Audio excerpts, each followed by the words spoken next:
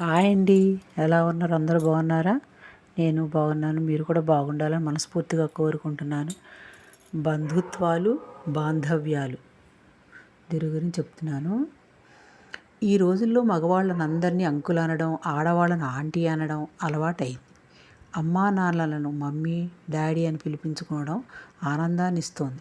కానీ ఈ బంధుత్వాలు, బాంధవ్యాలు మరుగున పడిపోయి వాటిలోని మాధుర్యాన్ని మరిచిపోతున్నారు.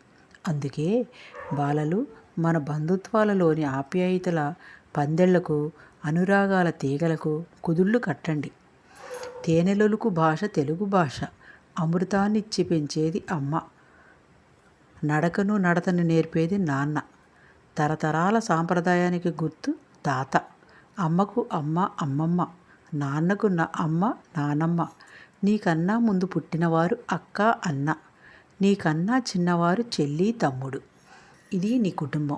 నిజమైన ఆనందం పిలుపులోనే ఉంది. అందుకే ఆత్మసాక్షిగా పిలిచే ఆ పిలుపుతో పరంధాముడే పరవశించిపోతాడు.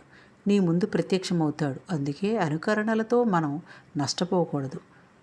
మన ఉన్నతిని, మన సంస్కృతిని మరిచిపోకూడదు. ఎన్ని భాషలు నేర్పినా, ఎన్ని చదువులు చదివినా మరువకు నీ మాతృభూమిని, మరువకు నీ మాతృభాషను, మరువకు నిన్ను కన్న తల్లిని, మరువకు నీ కన్న తండ్రిని.